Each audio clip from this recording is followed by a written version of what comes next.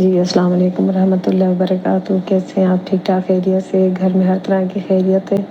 اللہ تعالیٰ ہمیشہ خیر اور عافیت کے ساتھ رکھے، آمین۔ اچھا یہ ایک حدیث ہے، یہ میرے تو کبھی نظر سے نہیں گزری، یہ ضرور پتہ ہے وہ سفارش کرے گا، لیکن کیا وہ انسان کی شکل میں آئے گا؟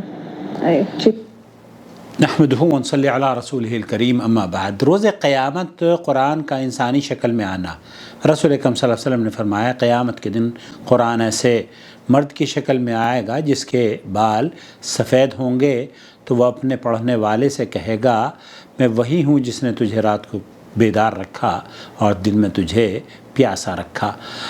یہ ہیں محترمہ ہما ملک صاحبہ، غالباً پاکستان لاہور سے۔ اس حدیث کے بارے میں پوچھ رہی ہیں کہ آیا یہ صحت کے اعتبار سے؟ دیکھ لیں اہل علم نے اس سلسلے میں مختلف آراء کا اظہار کیا ہے۔ علامہ البانی رحمۃ اللہ علیہ نے اس طرح کی جو احادیث ہیں ان کو، اس میں تو کوئی دو رائے نہیں ہے، صحیح احادیث سے یہ بات تو ثابت ہے کہ نیک اعمال انسان کی شکل میں آئیں گے، لیکن قرآن کریم کا پڑھنا یقینی بات ہے نیک عمل ہے۔ لیکن اس حدیث کے بارے میں علامہ البانی رحمۃ اللہ علیہ فرماتے ہیں، جسے کہ حاکم وغیرہ نے روایت کیا ہے یا متعدد محدثین نے اس کو روایت کیا ہے، وہ یہ کہتے ہیں کہ یہ حدیث ضعیف ہے جس میں اس بات کا ذکر ہے۔ البتہ اللہ کے رسول صلی اللہ علیہ وسلم نے صحیح مسلم کی روایت ہے جو آپ نے بھی بیان کیا ہے کہ قرآن شفاعت کرے گا، اقرؤوا القرآن فإنہ یأتی یوم القیامہ شفیعا لأصحابہ۔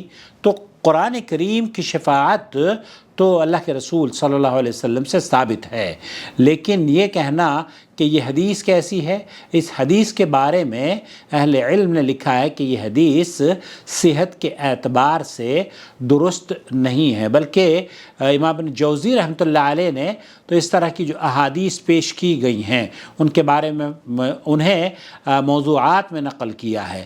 تو یہ جو حدیث آپ نے بھیجی ہے یہ صحت کے اعتبار سے اہل علم نے اس پر ضعف کا یا ضعیف ہونے کا حکم لگایا ہے۔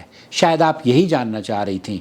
اور اس ضمن میں ایک اور میں نے دیکھی تھی کہیں تحقیق، اس میں بھی امام ابن جوزی رحمۃ اللہ علیہ نے موضوعات میں اس کو نقل کیا ہے۔ بہرحال یہ تو کوئی دو رائے نہیں ہے کہ قرآن کریم شفاعت کرے گا، اس میں تو کوئی دو رائے نہیں ہے۔ امید ہے وضاحت ہو گئی ہوگی۔ والسلام علیکم ورحمۃ اللہ وبرکاتہ۔